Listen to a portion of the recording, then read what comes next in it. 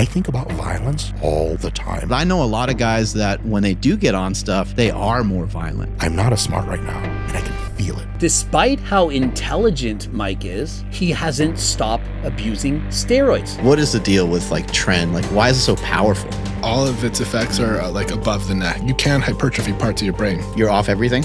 Yeah, and it's not because I'm like, oh, I want to be super healthy. It's because I don't want to do any more shots. But you feel great. I feel great. People that have awesome physiques, it's not always so connected to just the testosterone. I remember on Trend Blown, I was just always very irritable, basically kind of a loose cannon. Do you ever have plans on getting on PEDs again? It's something I've thought about. Do you regret, any of the things you've done? I was taking reckless cycles. And do not think that these are doing irreparable damage to his heart. I do worry about my heart. You mentioned from personal experience being aware of the dark side of anabolic use. What is that? How long do you have? Anxiety like you would not believe. Every day that I'm on high doses, I wake up in the morning afraid of the rest of my day. Oh. Intrusive thoughts. I think about violence all the time. Well, if your testosterone is 25 times what it's supposed to be, what the hell do you think it's going to make you think about? Another one is a marked proximate reduction of IQ. Like right now, as I talk to you, I'm on contest prep. I'm on a considerable dose of anabolics. I'm not as smart right now, and I can feel it. It's this fog, an inability to perceive a broad spectrum of positive human emotion. I live in a really beautiful area in Michigan, and I walk out and there's this pond and these trees, and I know that I like looking at them, but it's a memory to me.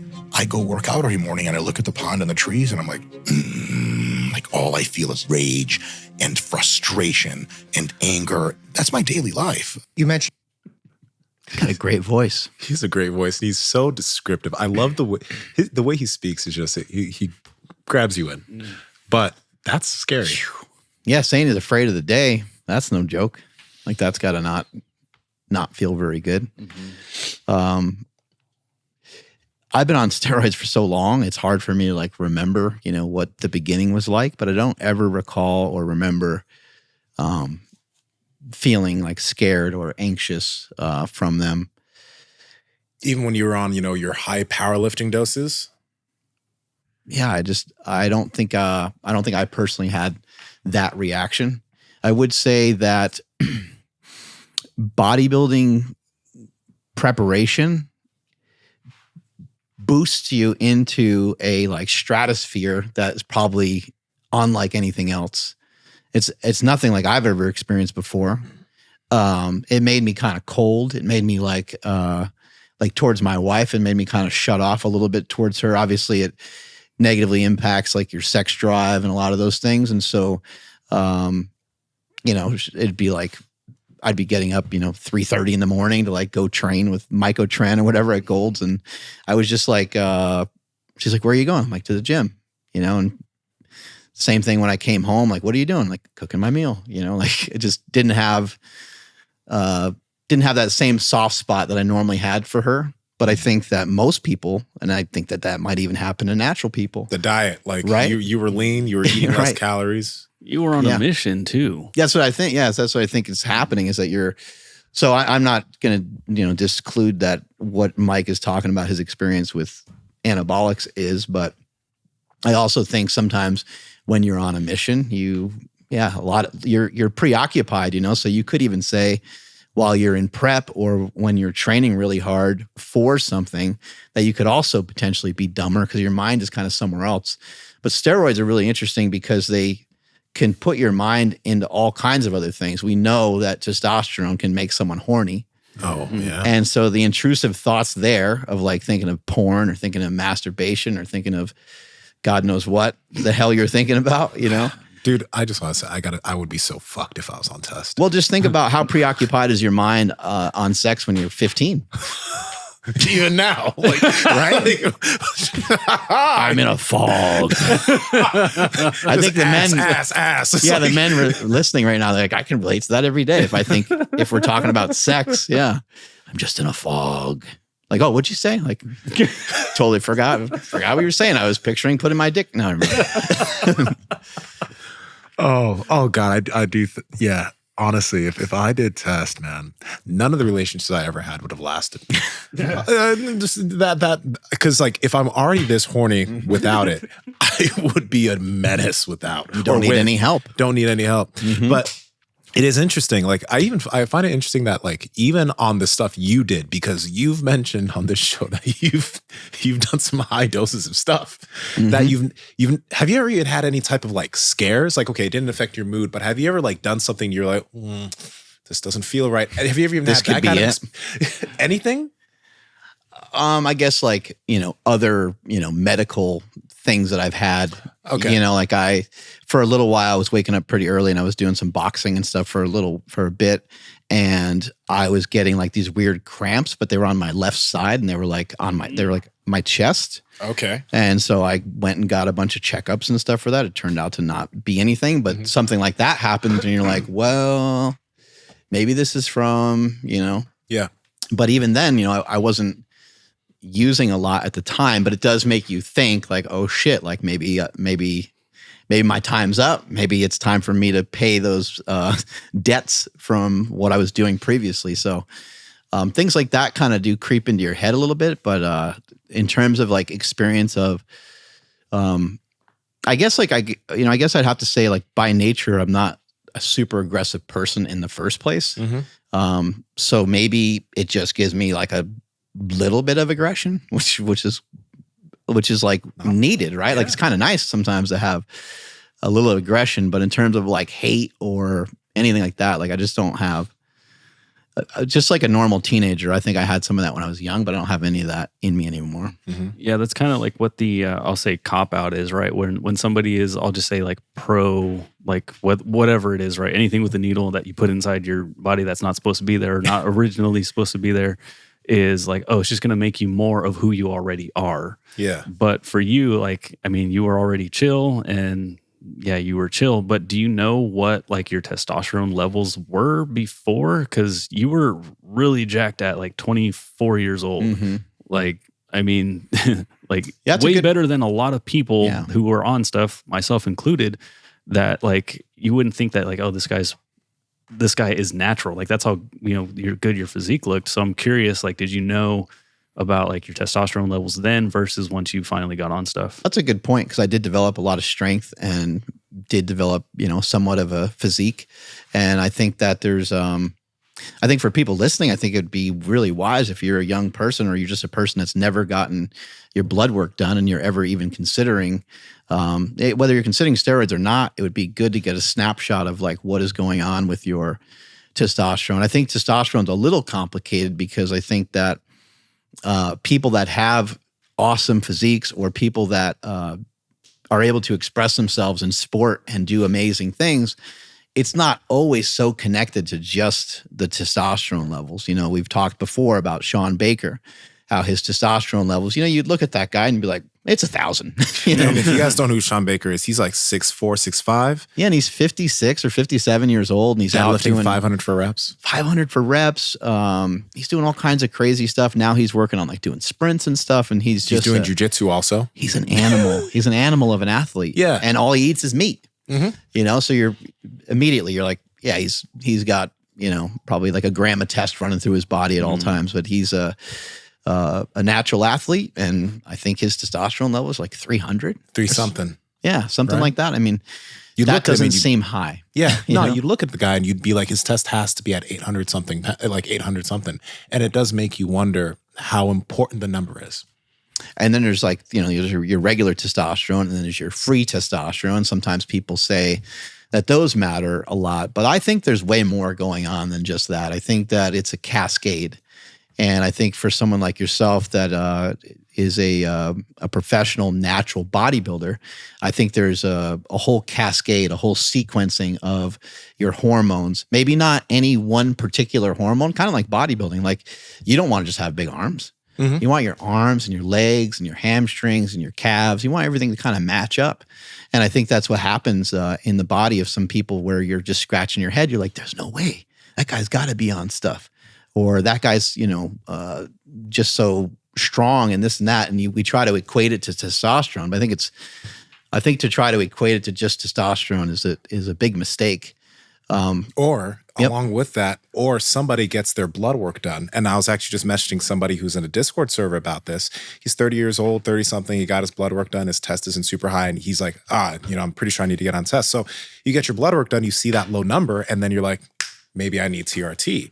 And I'm not saying anything's bad about TRT, but the thing is, it's like that, I think for a majority of people, that's something, a stone you might want to pull later on. Because chances are, if you get on TRT, you're not going to stop. No one just like starts and then stops. You're going to be on this. You're going to be on it for a while. You're going to be using that needle for a while. And that's a commitment. That's a purchasing commitment that you need to make however often. And that's an injection that you need to make however often. And that's not an easy thing. I think an easy decision anybody should make. I haven't really seen testosterone make a huge difference in people that are like, I know a lot of folks that are trying just to like get lean. They're trying just to have this commitment. They just want abs. They just want to be lean. And I'm not saying that testosterone doesn't help with that and it doesn't expedite that whole situation. It certainly can, but it doesn't really do that. You still need, your diet is like the most critical thing when we're talking about getting leaner.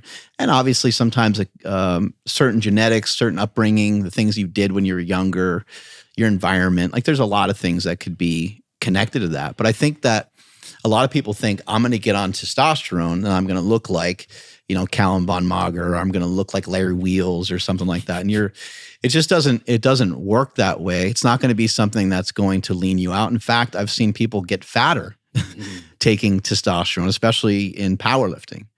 But I do want to say that like what Dr. Mike is sharing and what he's experiencing is actually very common. People having like, he is not really talking a lot about roid rage necessarily, but he did mention how he thinks about violence a lot.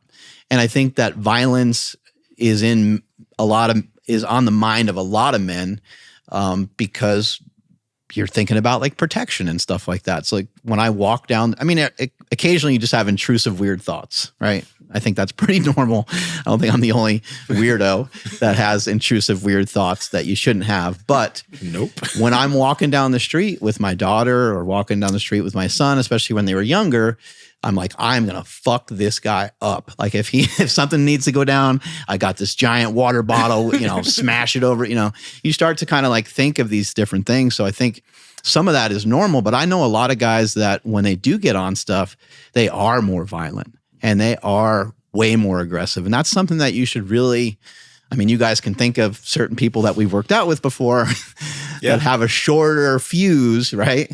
But they probably always had not such a long fuse. And it just kind of made that, it just pushes you into like a slightly different spot or position. So it should be something that people really give if you're bipolar or something like that. This is stuff that you should really think about before you ever think about going on performance enhancing drugs. Not so much just TRT, because TRT is kind of in a different category. It's a different thing. And if you're using 100 milligrams of testosterone under the advice of a doctor and you have maybe depression and some things, I would actually say that could be super beneficial for some people. Yeah. I'm not a doctor by any means, but there might be other doctors that would be able to back something like that up. Mm-hmm. And, even for those of you who haven't listened to the FWAD podcast, I think it is a very interesting listen because, he went in on how, because he took the amount of steroids you need to be a pro bodybuilder, but it amplified his anxiety. Yeah. He came off everything. But when he was on, it actually amplified his anxiety, right? And if he wasn't doing that for work, he might have not used it because he was making him money, he was building his career. It allowed him to do what he loved to do. But that's something to pay attention to, because if you're already someone who has anxiety, if you're already someone who's already angry, understand that could just make things worse. But going back to what you just mentioned, he has test levels of 100 right now. And he doesn't plan on using anything to bring those test levels up, which is actually quite interesting. I'm still like, even right now, it's just like, how do you feel good? As I'm thinking about some of this, it kind of reminded me that I was frustrated and that I was angry and that I did feel really weird when I came off of stuff. Mm-hmm. So that's something for people to consider too. In terms of depression, I felt some depression after I did a bodybuilding show, and it was for like one day, and then it just like disappeared. I don't know. I just thought like, I'm going to do this show. It's going to be super cool. And then I'm going to, do X, Y, and Z with my wife. We're going to hang out and have a good time. And she was like, hey, you want to do this? You want to do that? And she's all happy because the contest is over. I was like, no. And that has really nothing to do with, it might have something to do with the drugs I was using. Who knows? But that was just, sometimes that happens to people when they compete. You do an event or do something, and sometimes afterwards, the way that you think you're going to act or be is slightly different. But yeah, when I came off to have my daughter Quinn years ago, I was just like driving home. And I'm like, man, I was like worried about a bunch of stuff, and I was thinking about a lot of stuff. And I'm like, what the fuck am I worried about? What am I doing? Like, what is this? And I was like, oh, this must be what the fuck everybody else is always talking about. I'm like, this sucks. And then I started kind of thinking about it. I got upset. I was like, not crying, but I was like very, getting there. And I was thinking about it more. I'm like, what is going on? Like, what is this from? Like, there's nothing's bad, nothing. I couldn't think of anything. And I'm like, I'm on like week 3 or week 4 of being off of everything. I wonder if my estrogen levels are pretty high and my testosterone levels are now, trying to figure out a way to balance out. And these things are trying to balance each other out. And I think that's what was going on at the time. But I couldn't imagine if I was like a 19-year-old kid or 20 years old and I, started this whole process much earlier. I got all jacked up, did a show or something like that, or a couple powerlifting meets, and then just decided to go cold turkey and come off of everything. And I'm a person that's had depression before. I couldn't even imagine, what that would feel like. And I think that's, in my brother's movie, Bigger, Stronger, Faster, unfortunately, there was a kid that killed himself, and my brother went down and interviewed the dad. And the kid was a baseball player. He got on some steroids, and took him for a little bit just to be like a little bit better at baseball. I think he was feeling some of that Texas pressure that they have with their sports down there. And I just think maybe his hopes and dreams didn't kind of work out the way that he thought they would. And then he was advised by a doctor to come off everything because everybody kind of had like an overreaction to it.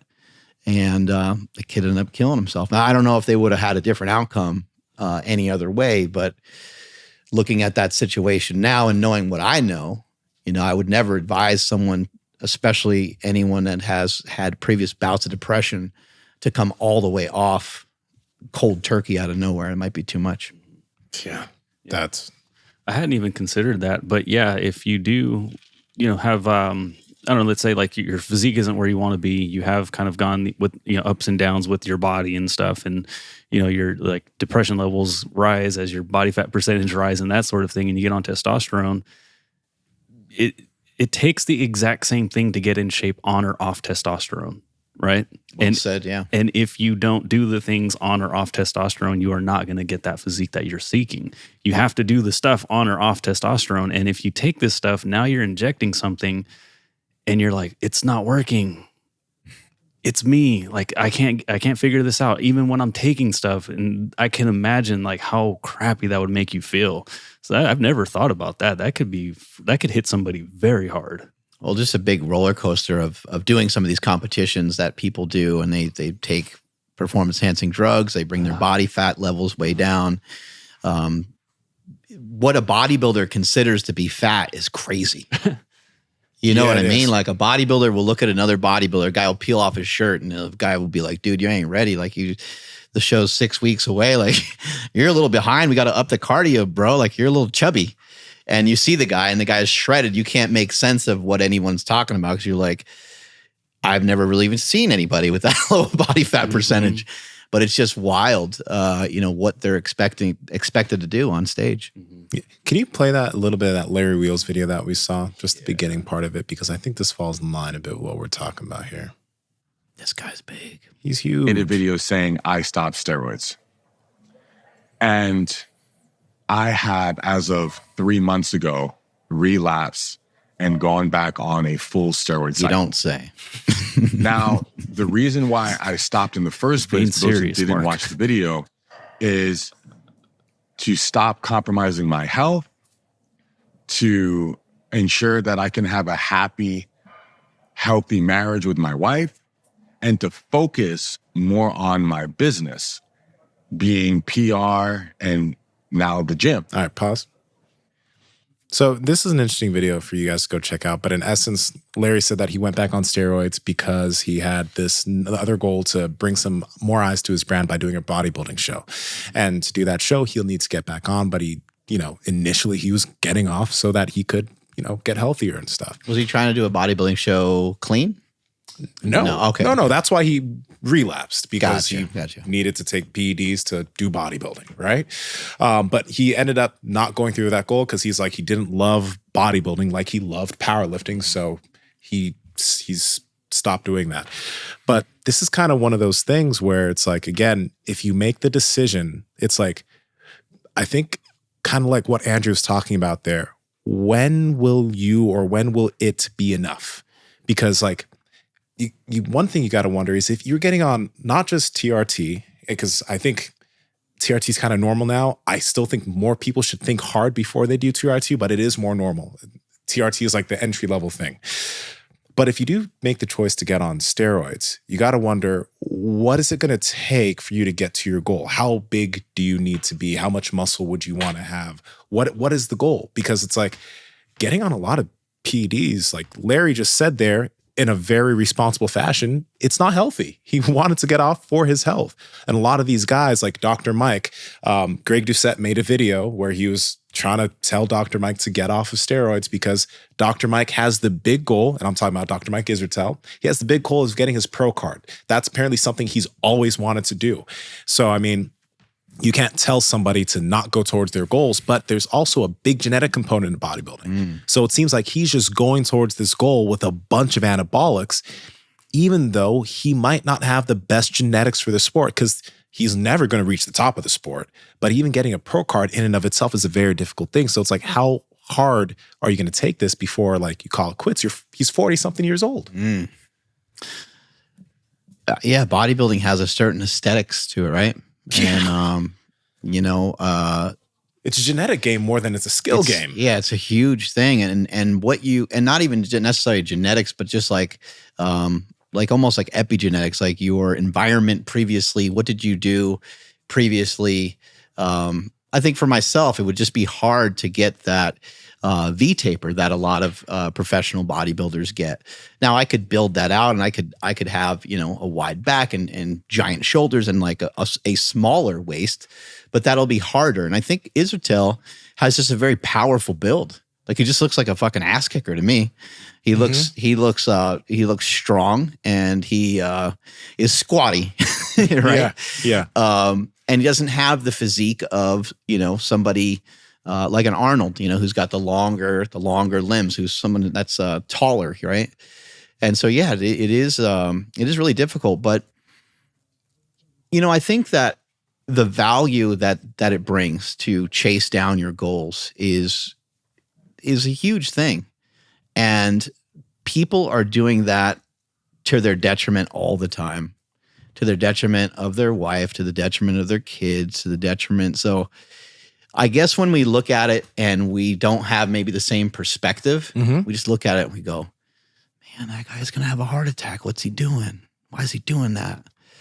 And so it's hard for us, but like, if you're Mike Israetel, and it means so much to you to get his goal. And he just, like, let's just face it, he just loves it, right? Yeah. It's kind of fun being big. It's fun being strong. I trained at Westside Barbell, and like that was just like, everyone was kind of big and fat, but but everyone was huge, and everyone just kind of had this this particular look, and that's what each person was into. It's not any different than skateboard kids look like they skateboard. Baseball players look like other baseball players. Football players look like other football players.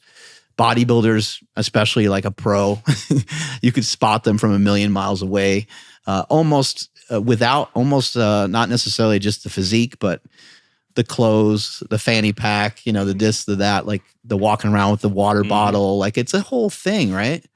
And that's what he wants to do, and that's what he wants to run down and chase down. And I think that's what's great about this country is you get the opportunity to do that. If you're someone that's taking supplements or vitamins or anything to help move the needle in terms of your health, how do you know you really need them? And the reason why I'm asking you, how do you know, is because many people don't know their levels of their testosterone, their vitamin D, all these other labs like their thyroid, and they're taking these supplements to help them function at peak performance. But that's why we've partnered with Merrick Health for such a long time now, because you can get yourself different lab panels like the Power Project panel, which is a comprehensive set of labs to help you figure out what your different levels are. And when you do figure out what your levels are, you'll be able to work with a patient care coordinator that will give you suggestions as far as nutrition optimization, supplementation, or if you're someone who's a candidate and it's necessary, hormonal optimization to help move you in the right direction so you're not playing guesswork with your body. Also, if you've already gotten your lab work done, but you just want to get a checkup, we also have a checkup panel that's made so that you can check up and make sure that everything is moving in the right direction if you've already gotten comprehensive lab work done.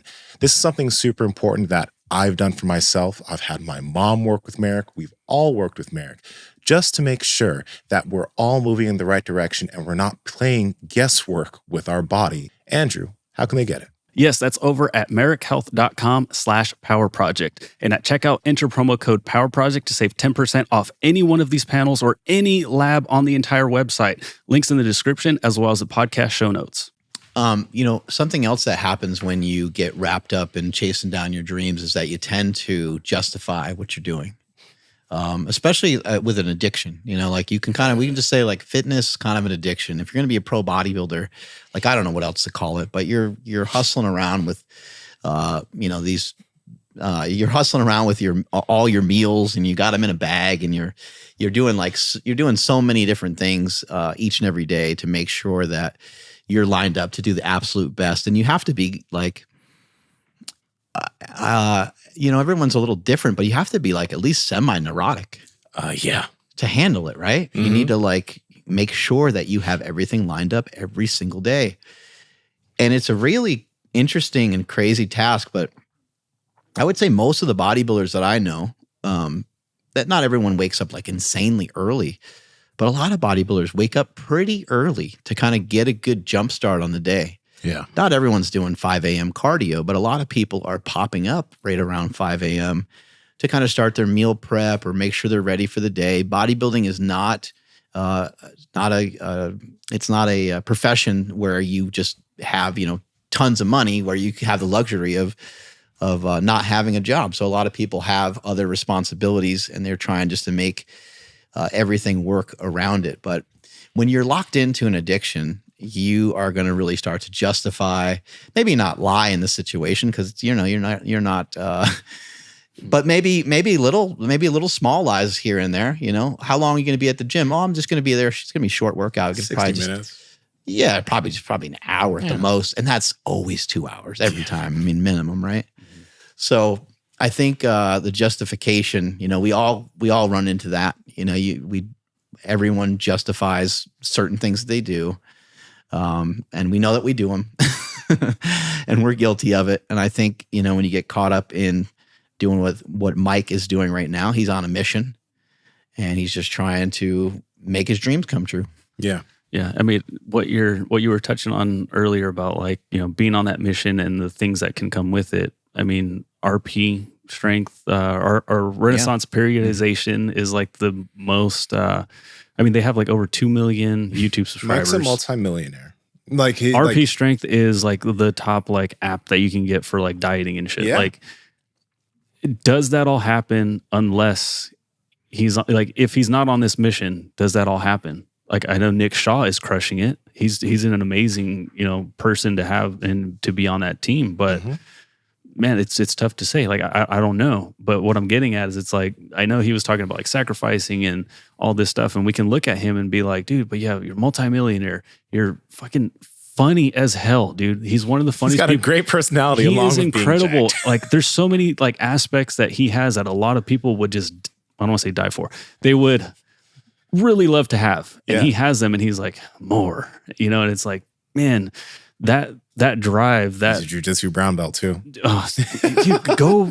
Go compete in jiu-jitsu. Like, you want violence. Which is something he wants to do, by the way. He said he wants to compete That's the spot to let that violence go, man. But what I'm getting at is it's crazy that this insane drive for more is like creating so much around him that like it's hard to argue against what he's doing, unless of course, you know, that post that you mentioned off air, you know, happens when he's talking about like, you know, if I go all in and I don't make it, just know that this is what I wanted. So by the way, what Andrew's referencing, and this is from a Greg Doucette video where he's trying to encourage Dr. Mike Israetel to stop taking steroids. And he put this thing on screen, and apparently it's what Mike typed, but he said, if I die before my due time from the cardiovascular shit, it's been real and this is what I wanted. Do not ever feel the need to be sympathetic of me, Dr. Mike.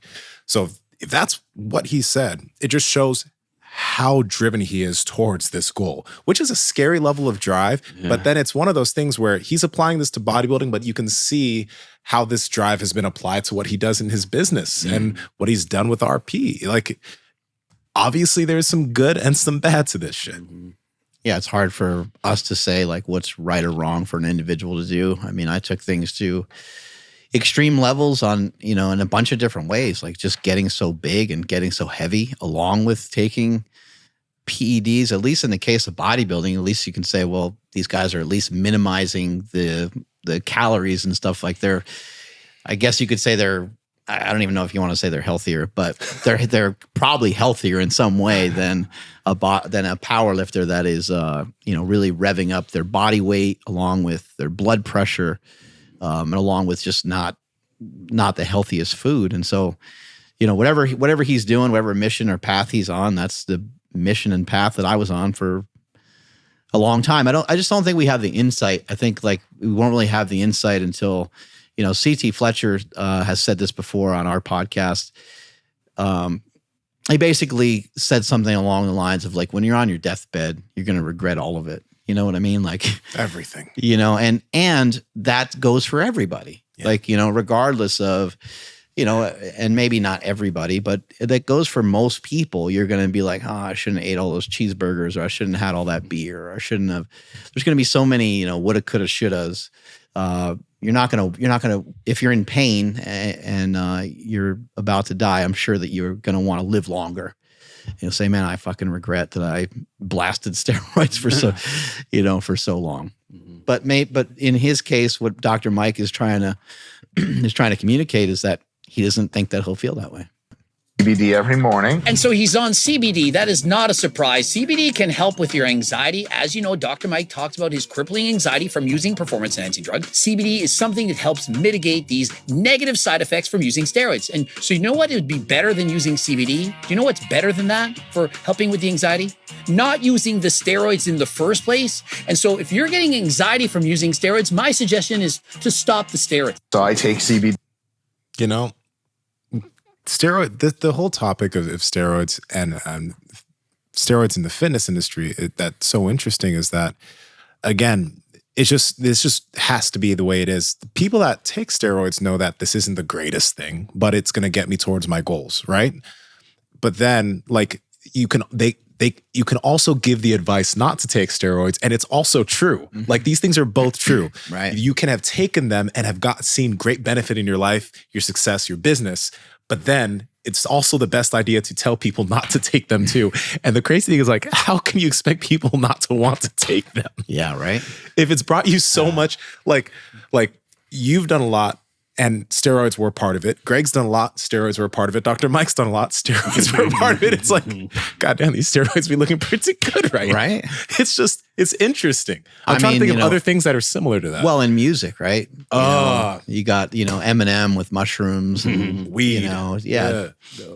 And it's like, we don't really view that way, but imagine, Eminem telling you like not to mess with those things, but it's like, well, I think that helped you be like more creative, to kind of get to the other side, to be able to come up with some of the things you were able to come up with. And I think, you do see this, you see it quite a bit. You see it in like a lot of different realms. I mean, even in, even something like acting. I mean, people are using a lot of recreational drugs, and some of these actors and actresses like are at their absolute best when they are, unfortunately, when they're high on, something, or when they're utilizing some of these drugs like cocaine and stuff like that.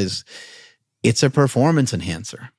People have used it in sport before, and it's a double-edged sword. And I think sports in some sense, it's like a double-edged sword. There's so much you can get from it, but it can be like literally, unfortunately, it could be like literally crippling, you know, and it could really shorten your lifespan. And I think even like there's statistics on like NFL players just live, you know, they have a shorter lifespan than your average person, which is interesting because you're like, well, aren't these guys fit and in shape? And of course they're in shape. You know, they're in great shape a lot of times, but just that like drive towards wanting to be, you know, whatever we're considering to be great.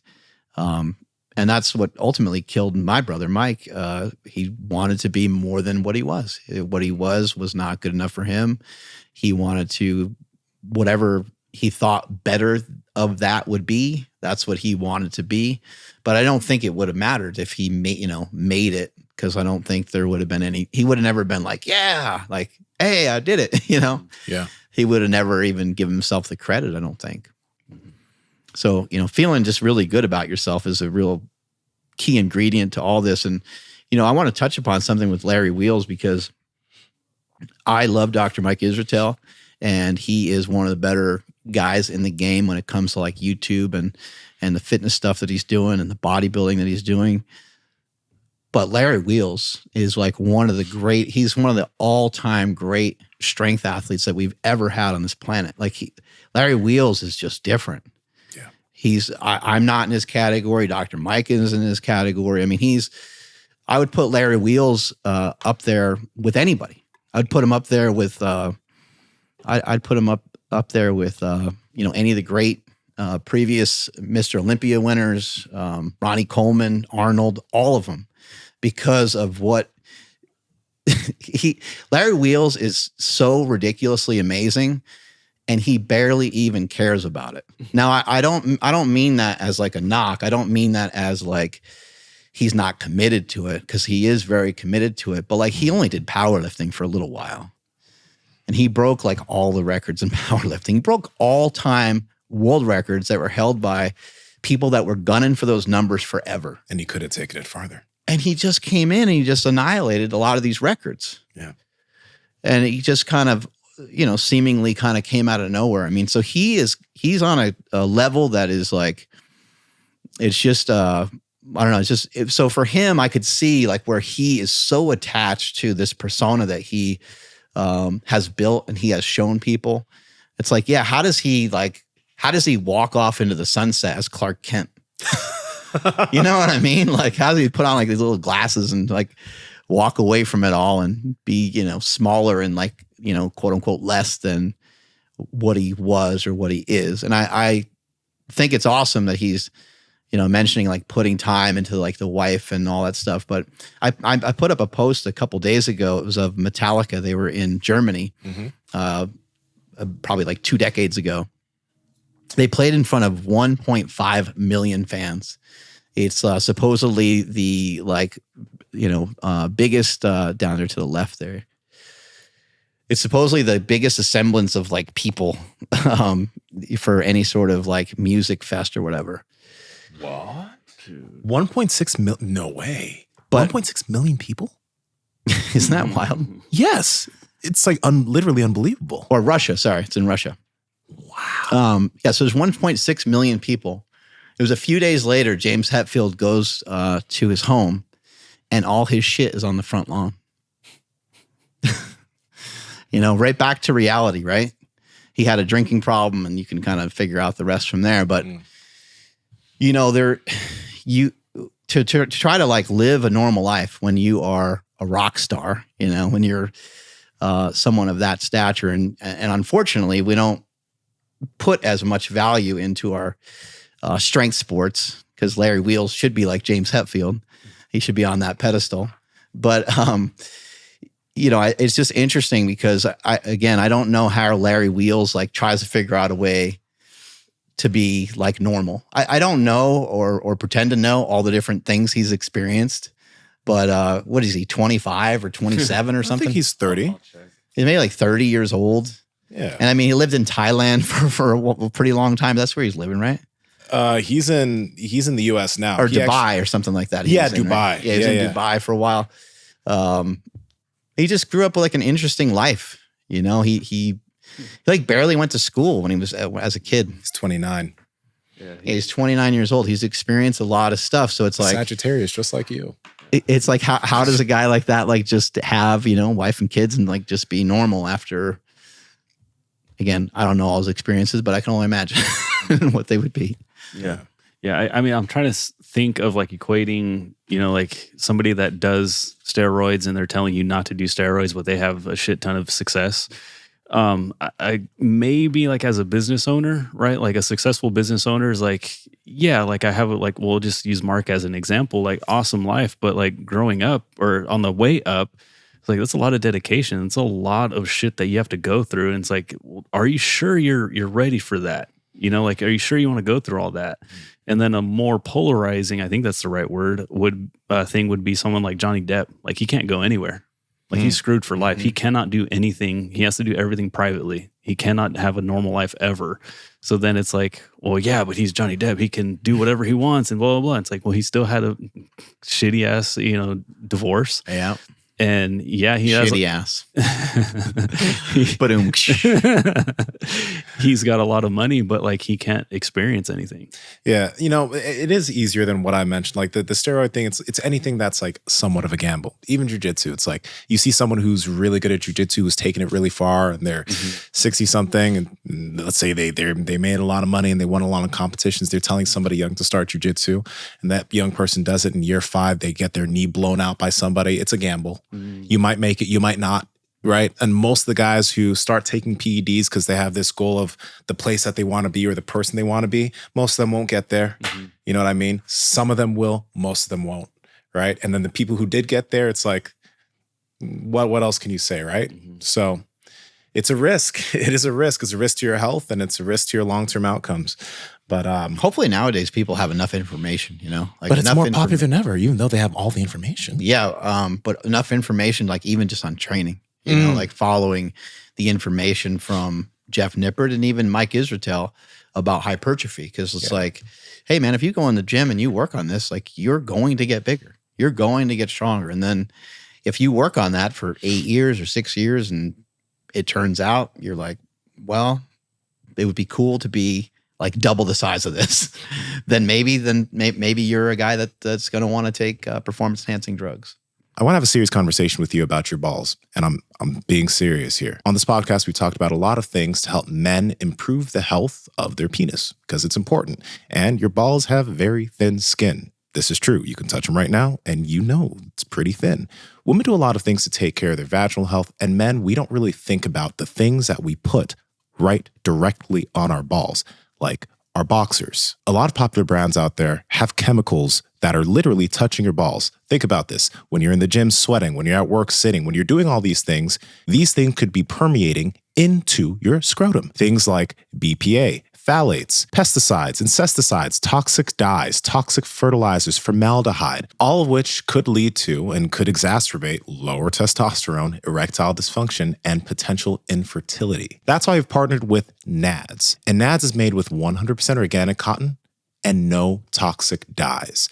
So instead of putting just anything on your manhood, it's a good idea to get your hands on some NADS. And Andrew, how can they get it? Yes, that's over at nadsunder.com. That's NADS under.com. And at checkout, enter promo code POWERPROJECT to save 15% off your entire order. Again, that's at nadsunder.com. Links in the description as well as the podcast show notes. You guys ready for Pete Rubish? Yeah.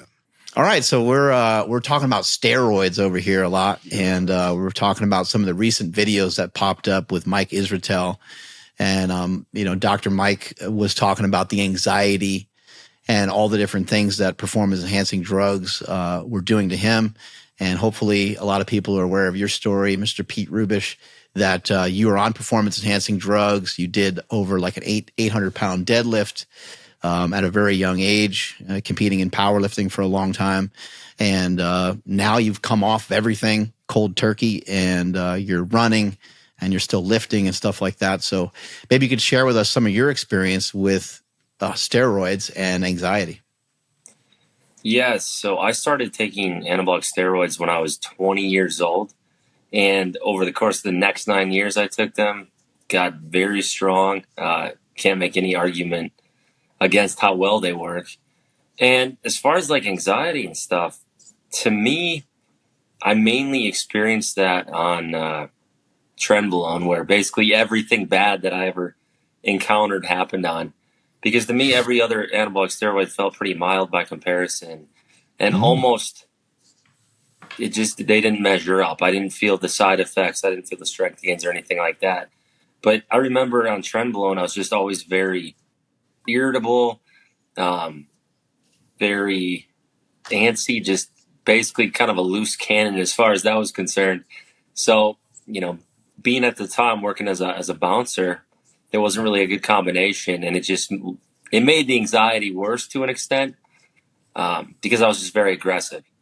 And so that was kind of the biggest experience I can recall as far as something giving me anxiety, a performance enhancing drug. But none of the other ones were really all that bad as far as that's concerned. I think I dabbled with equipoise at one point, which also known as boldenone.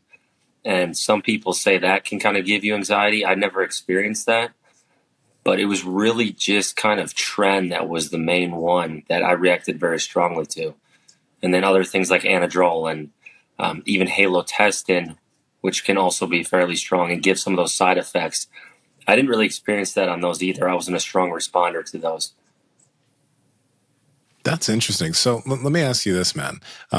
Having come off of everything, how first off, how long have you been off of everything?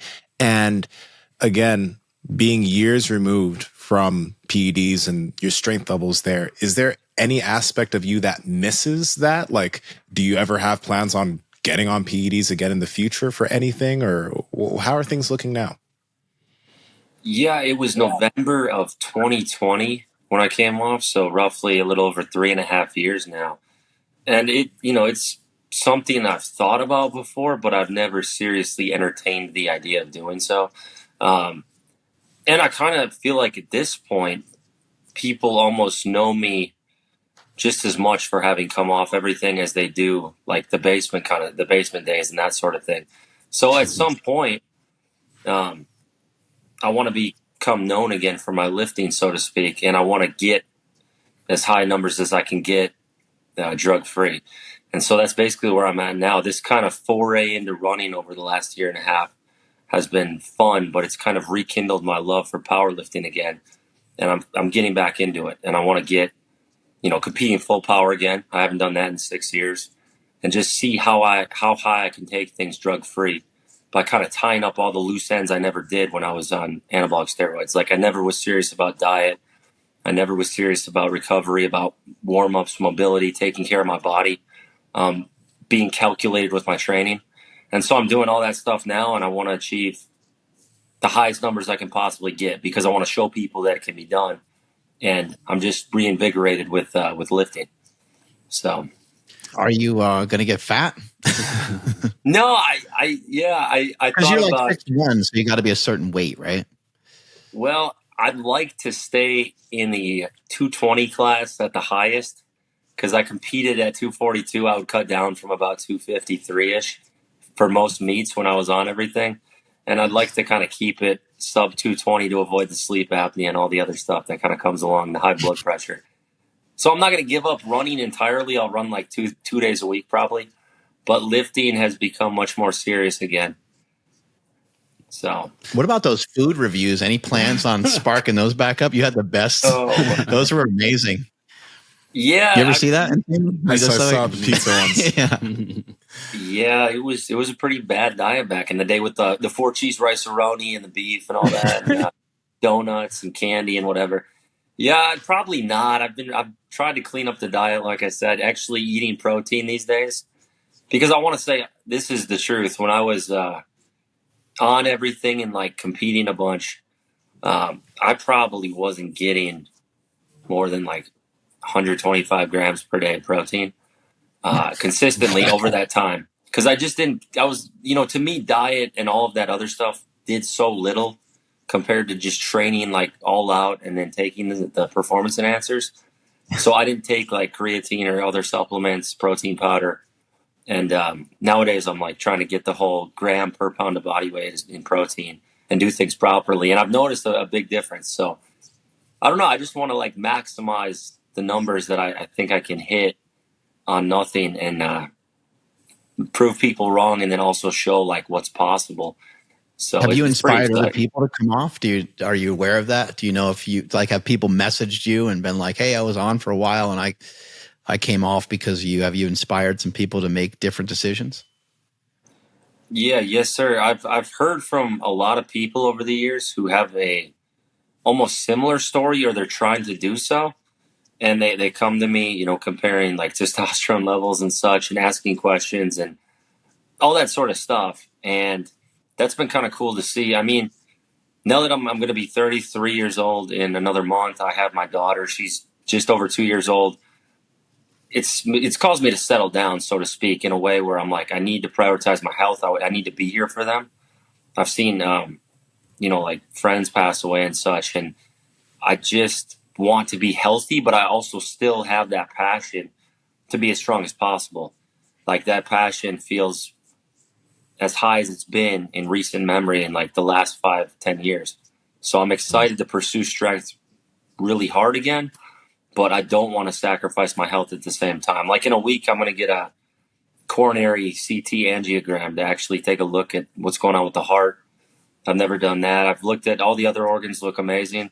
The kidneys, everything's checked out phenomenally since coming off. But the heart is something I haven't really looked at fully.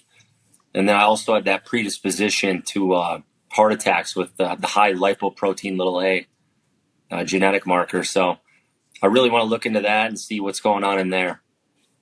That exam is really great. It shows you your it shows if there's any blockage. It shows whether there's soft plaque or hard plaque. Because I know there's like one type of test you can get and it just shows you, you know, your calcium score basically. And there's another type of test that shows you, you know, more, way more detailed, I guess, basically. And so that's really, really great that you're getting that done. I guess a big question here is like, how did you walk away from it? Because, you know, you built something and you built it. It wasn't like you built it like literally just in your basement. There was a lot of people following along, and to a lot of people in powerlifting at the time, you were like a hero to a lot of them. And then for you to be a smaller version with a smaller cape, so to speak, you know, how were you able to turn the corner on that? Because I think that's what's in the back of a lot of people's heads are like, man, I don't think I'll ever come off because I don't want to shrivel down and be less than what I was. Yeah, that was difficult for sure. That was a period, especially those first couple of years afterward, where I struggled in a sense with my identity, with the loss in strength, because it was almost like a continuous drop over years rather than all of a sudden at once. It was just continually losing strength slowly and size and bleeding all that muscle out. And so that's kind of where I had to flip towards running for a little bit to kind of give me something to focus on, some new task, some new pursuit that I could kind of channel all that energy into that wouldn't leave me feeling so depressed, so to speak. And so I did that, you know, for the last year and a half, and I feel much better again. I feel like I really want to give it everything I've got from a strength standpoint, do it all the right way. But it was definitely tough. It was a decision where it really came down to trying to conceive, trying to have a child. And I know people can do that on testosterone replacement. It's been done, but we felt like that gave us the best odds coming off everything. And it's proven to be, you know, tremendously rewarding because it took 7 months after coming off before we were able to make that happen. And then it just at that point, it was kind of staying off entirely from a health standpoint. And I feel like my mind's a little clearer, like having that high testosterone level and the high libido and all that stuff that came with it. It's tough to focus to an extent on other things like business and all that when you're always revved up. So I like where I'm at now, and I just want to maximize everything I can drug free. Like I don't even like saying naturally because I know a lot of people don't necessarily like that when they're like lifetime drug free and all that sort of stuff. So I'm just seeing what I can do now. Yeah, you're really well informed on like blood work and hormones and all these different things that maybe a lot of people don't know how much you know about these things, but I've asked you a lot of questions behind closed doors about hormones and tests and all these different things that people get. They get their hormones checked out and stuff like that. What is testosterone?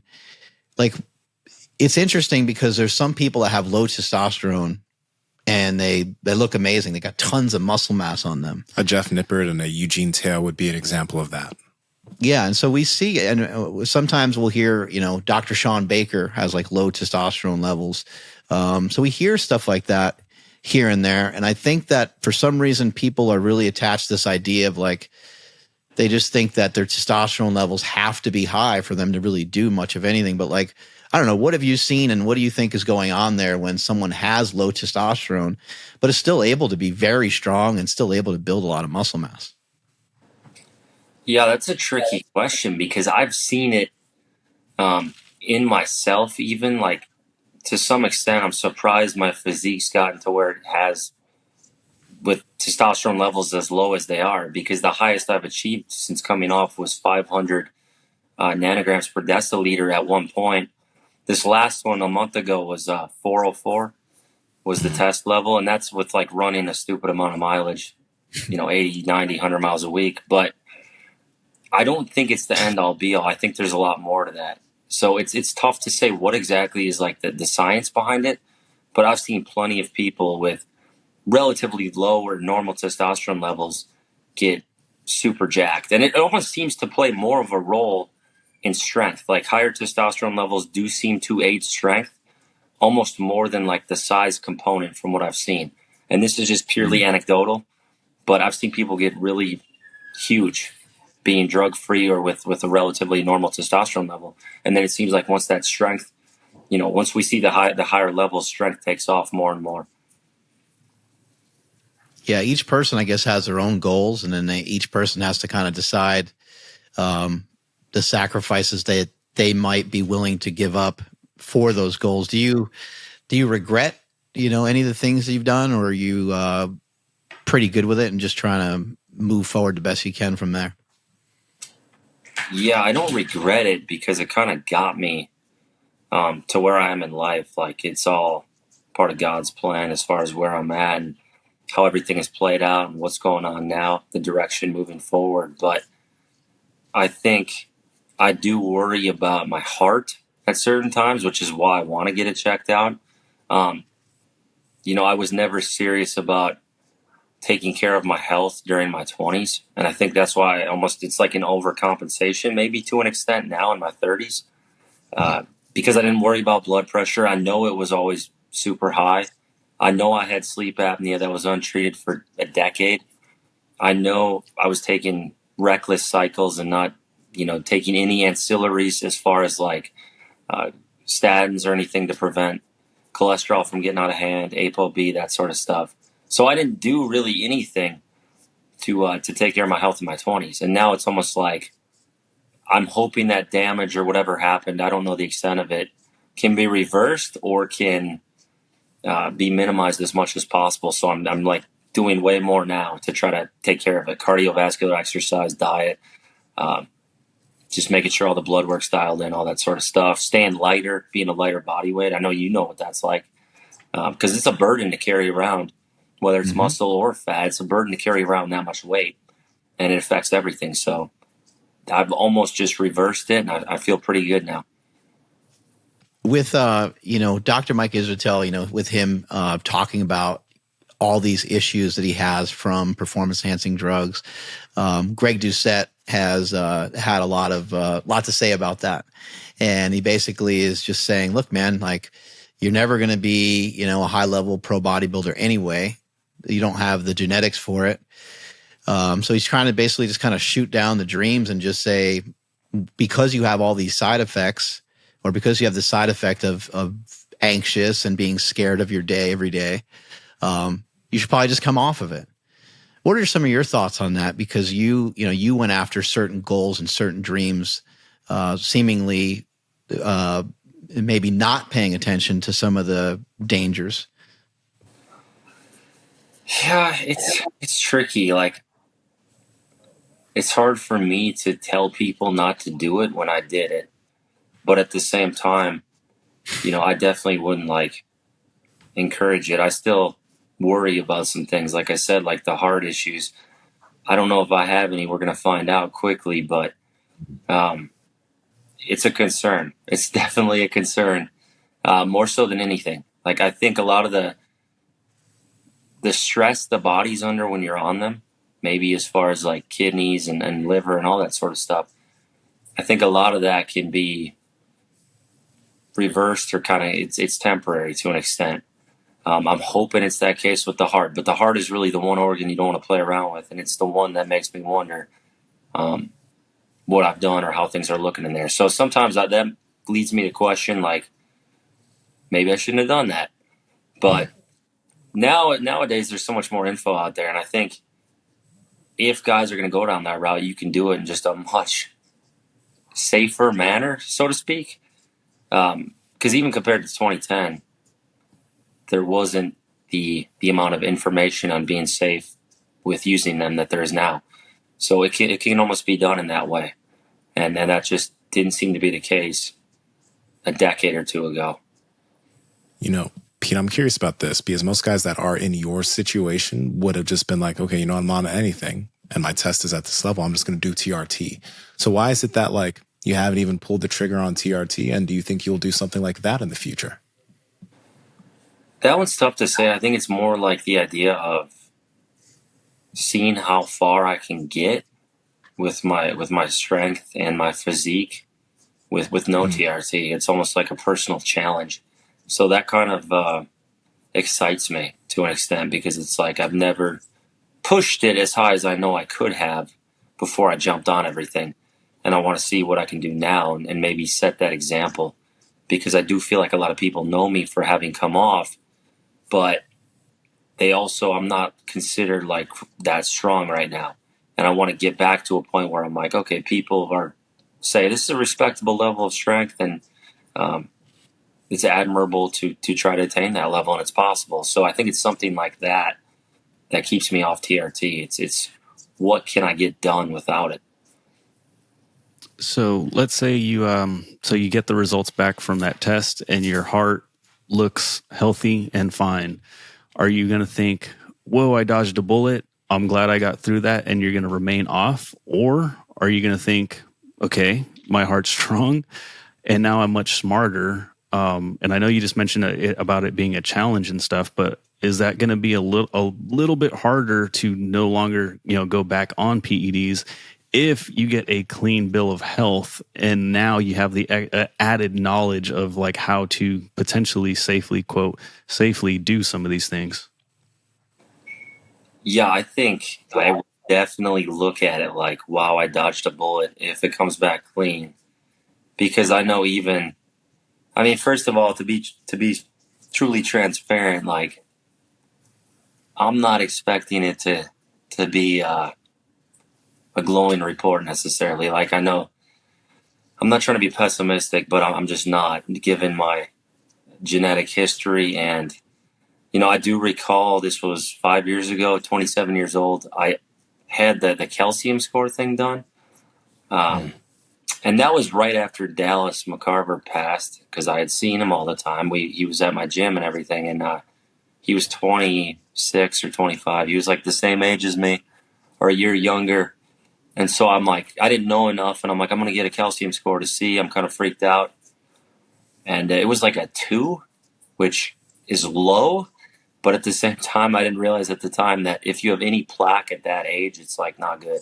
So it was in like the 50th percentile or something. You're not supposed to have any plaque below like 40 years old in your arteries. So that kind of made me like pause now looking back on. So I am expecting there to be a lot, maybe not a lot, some degree of that. I just don't know to what extent. And I'm going to try to reduce it by like continuing to take vitamin K2. And I probably will start doing a statin like Crestor twice a week, maybe 3 times a week, to try to keep the ApoB and LDL down. But I just don't have good luck with my genetics. Like I don't have that in my favor as far as heart health.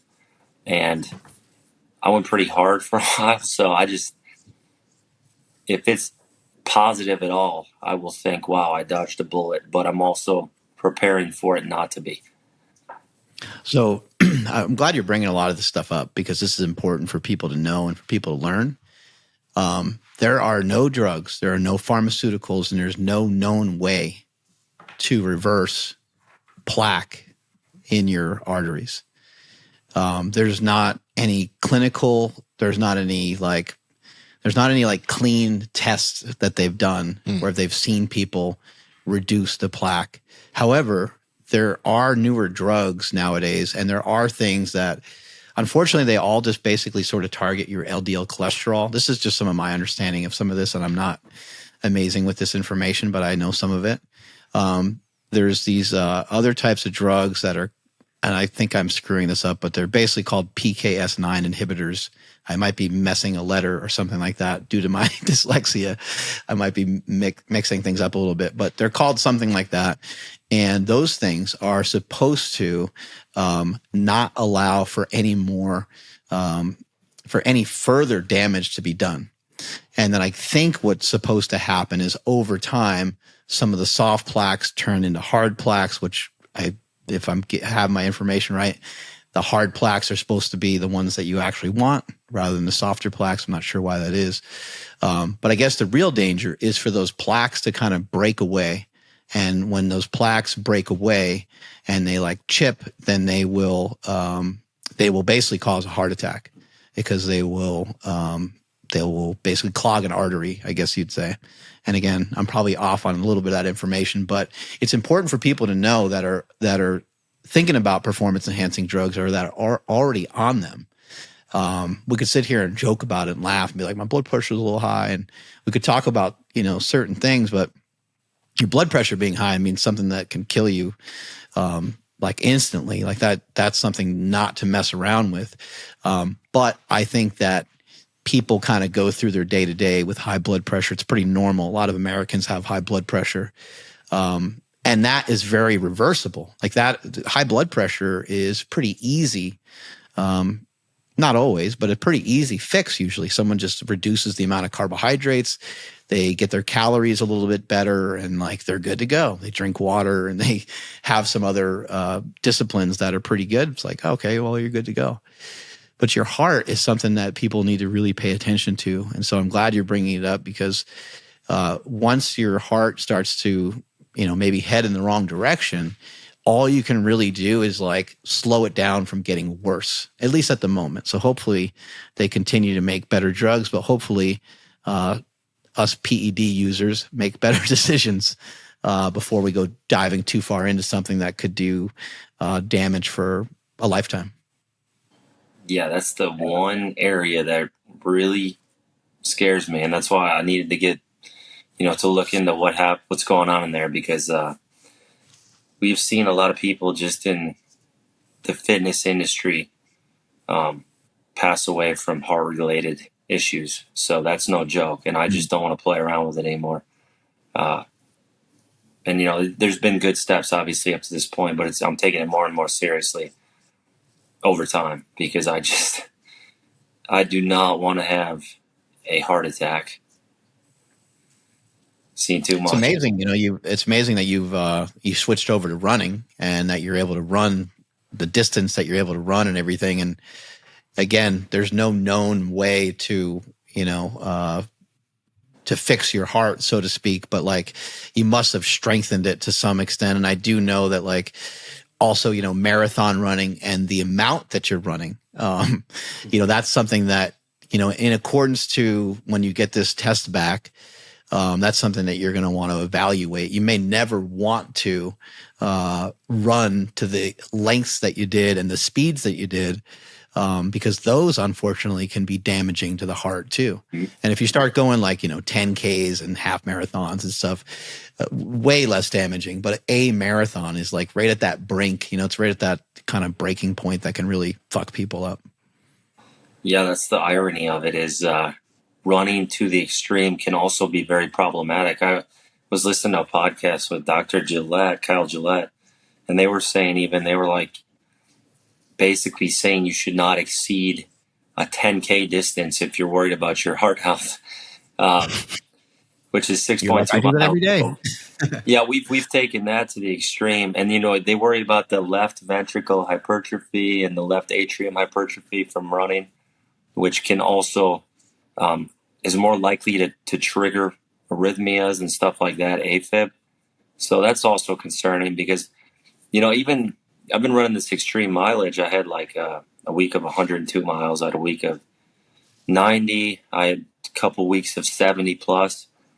And in recent weeks even, leading up to that 100-mile race, and like in the last couple months, there were 2 random occasions where like my heart basically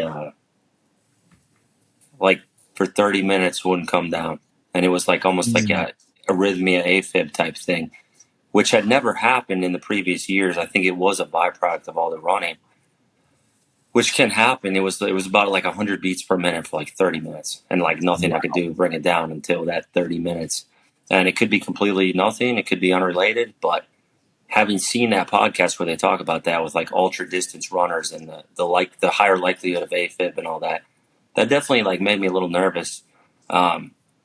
And a lot of that can be reversed, like the growth, just like when you come off steroids, like steroids grow your heart. They can come back. It can come back down when you come off or when you're not on the cycles. Same with the running. If you back off the running, it could, shrink back down. But that was a little concerning because it scared me. It felt off. Let's put it that way. And that's another reason I'm like, all right, let's see what's going on. Yeah, thanks for sharing all this with us today. I really appreciate it. Let me know what the outcome is from that test and see if we can get you some good help if there is anything. But I think you're going to be doing just fine. Yeah, I hope so. I hope so.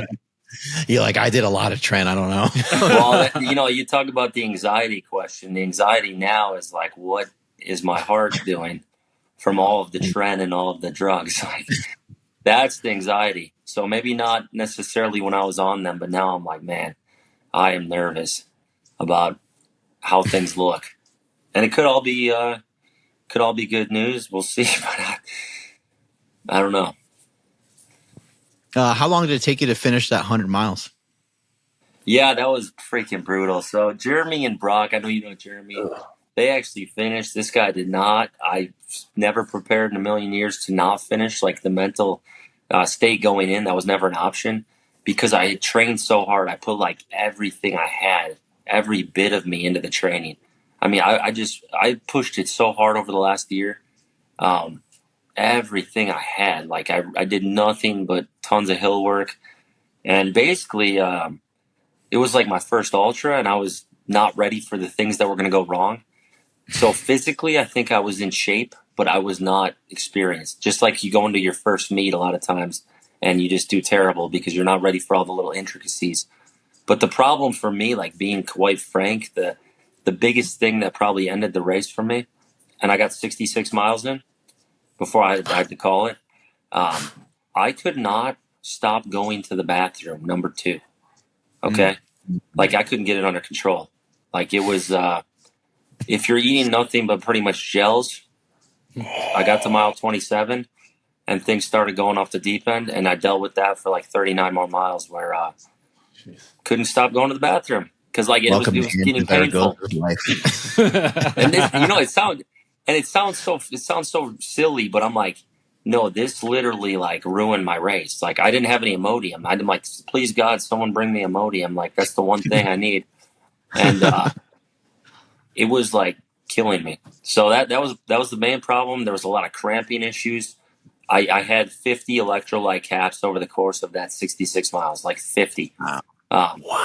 I was super hydrated. I was on top of that, like peeing clear for the most part the whole race.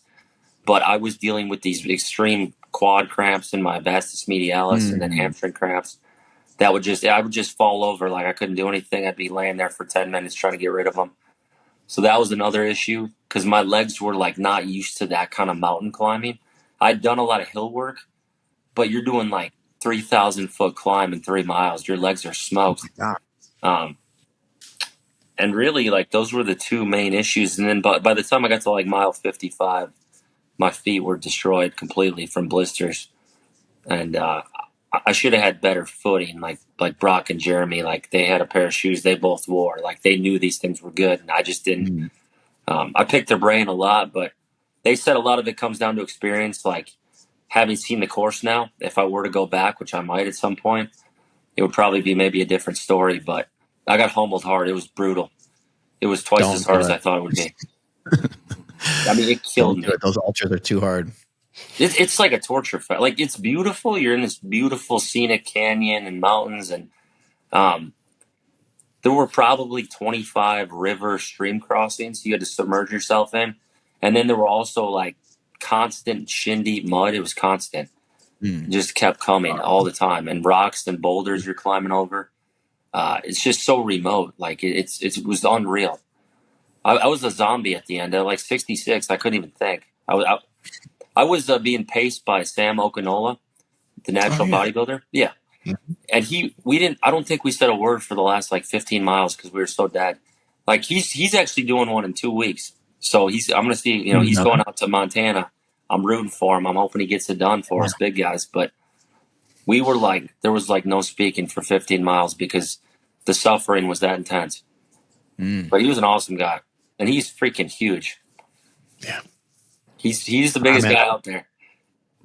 Yeah, I'm not surprised. He's huge. Have a great rest of your day, Pete. Thank you so much. Appreciate you guys. Bye.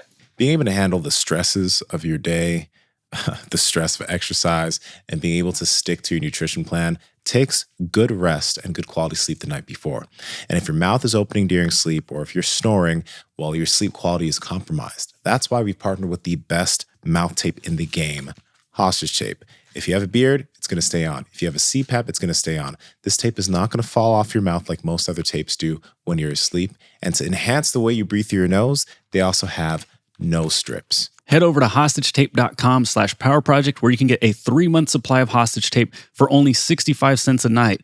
On top of that, you're going to receive a free pack of nail strips as well as a bedside tin. Again, that's at hostagetape.com/powerproject. Links in the description as well as the podcast show notes.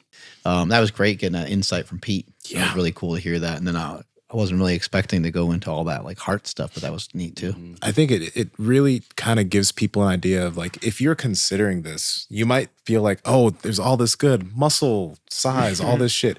But then the health thing you're not thinking about right now. And most people, I don't think they realize how big of a weight that can have on you in the future. Because when you get older, you're really thinking about that shit, right? So it's like, could potentially do damage that, at least at the moment, they don't have any known scientific way of reversing. So it's definitely something to consider. Like if you knew that you were going to do that to even just like your right knee, and you're just going to take, you're going to do this activity or this sport, but you're going to take like 20% off of, what your right knee is capable of. And you can't do anything to fix it. All you can do is prevent it from getting worse. Then you would be like, oh, I don't really know how much I love that sport. Maybe I'll try something different. Yeah. Yeah. And listen, different route. If you're in your 20s, again, I feel like when you're in your 20s, you really think you're invisible. So you're like, fuck it. I'll be fine. Invincible. Did I think he said invincible. Invincible. I think he said invincible. Yeah, you said like unable to see. Oh, there's an invincible. I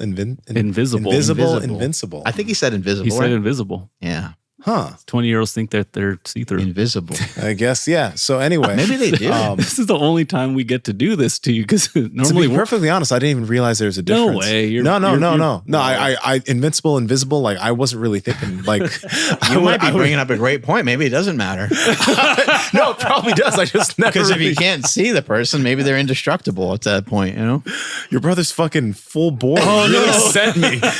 There's literally a it makes sense fifth now. of this left. I am gone. But at the same time, you don't want to be gone, which is why you want to think hard if you're in your 20s about this shit. It's really hard for people to think that far in the future. It is hard. No, but seriously. The thought of like... Especially when they're on all that trend. Yeah. Oh, yeah. They're thinking about a lot of other stuff, right? Other things. But yeah. Okay. You guys ready for this clip? I'm ready. Y'all ready for it is. If I look Actually, currently, right now, I have severe anxiety disorder. He feels like when he's taking steroids that he doesn't have control of himself. So listen, I mean, we're joking around. He's having a good time. But what are you taking from this? Remember, Mike Israetel at the end says, I'm not a mean person. But when he's on steroids, especially in large doses, he's feeling a lot of anxiety. He doesn't feel comfortable in his own skin. We've seen the physical changes. We've seen the clubbing of the fingers. We've seen his forehead larger than last time. We know he's on growth hormone. We've seen the protruding of the abdomen. The belly's getting larger than last time. And so in the end, should Mike not call it a day? Well, of course he should. And actually currently, right? Yeah, he does have the club finger thing. Do we have information on whether his forehead's getting larger? We have comparison videos. I have no It's idea. like Mike Israetel's head used to fit into this helmet, and now it doesn't any longer. Remember they did that with Barry Bonds? Yeah. They're trying to talk about like his helmet size. Yeah. I did tell Mike recently, I said that you have to come out and admit that you're an evil villain. Because like with these pockets right here, I mean, who knows what he can do? I mean, Jesse Burdick has those. Joe Sullivan has those. Yeah, Jesse what are Burdick those? does have the same head. Holy shit. Those, I don't know. It's it's like an extra like back strap, but like on the side of the head. Battery pack, backup, rocket launchers. Something's in there. Yeah. But he's making it grow bigger, according to Greg Doucette. He's making his forehead and his head grow bigger because of his growth hormone. I don't know. You said club finger? Well, I've never heard of that one. Yeah. It's like if you look up club fingers, Mike also has it. Just look at Google image and club fingers. Apparently, it's growth hormone thing. It happens when people take a lot of growth hormone. Fingers just get like fatter, wider, bigger. Yeah, it looks pretty wild. Interesting. But yeah, I think all this is really, it's cool that more people are talking about it and getting more awareness because of Dr. Mike Israetel. But I think it's also, it's one of those things where, the testosterone, it matters, but you know people that have great physiques with not super high testosterone. So it's one of those things where tissue building takes a long time, and it's not everything. I think also, like even Pete Rubish, he kind of alluded to it, but he's got into running, which is a performance-based thing. Yeah. And he was doing powerlifting before, but a lot of these sports, when you're so focused on the way you look, you tend not to be patient with your progress. If you can find something that, still allows you to build some tissue, but allows you to focus on performance and doing something with your body, improving the skill of doing something, rather than just like how big you're getting and how much muscle you're gaining, that could really help because it'll have you focus away from your physique, focus on your performance, and over time your body will improve. But it takes time. And that's the tough part about it. Takes way too long. It does. When I was a kid, watching, like pro wrestling and stuff, and like, I would seek that stuff out. I'd seek out, certain magazines, bodybuilding and stuff like that. And those were things that I was like, I want to be like that someday. Those were things that I thought about when I was young. But nowadays, I'm not sure how you get away from it. People in these movies and people in like some of the reality TV shows and stuff, people are fucking shredded. Like people have really good bodies and physiques. I'm like, holy shit, I don't know what trashy show my wife watches, but she's always watching these like dating things or whatever. Too hot to handle. Yeah, shit like that. Yeah. And these people look incredible. So I can only imagine, what it would be like to be, young. And I don't know if those people are on shit, but I wouldn't doubt that they probably, run a little gear before they get on those shows and maybe work out a little bit harder than normal. But these bodies are kind of everywhere. And I would imagine if you didn't look like that, you might feel like, oh shit, maybe I should, rather than just the gym, because that the gym takes a long time. You're probably thinking like, oh, maybe by, maybe 6 months, I could look a little bit like some of these people. So I think it's an easy trap to kind of fall into. It is. Don't fall into it. Anyway, I hope Dr. Mike does make his hopes and dreams come true. I hope he does get that IFBB card because it'll be that much sweeter if he's able to pull it off in the end. And hopefully he does so safely as well, because I think he's super funny and he's fun to watch. And he's helping tons of people. I learned from his stuff, man. He's great. We want him here for decades to come. Yeah, we want him back on the show. Yeah. We want those ratings. We want that YouTube money. Strength is never weakness. Weakness never strength. Catch you guys later. Bye.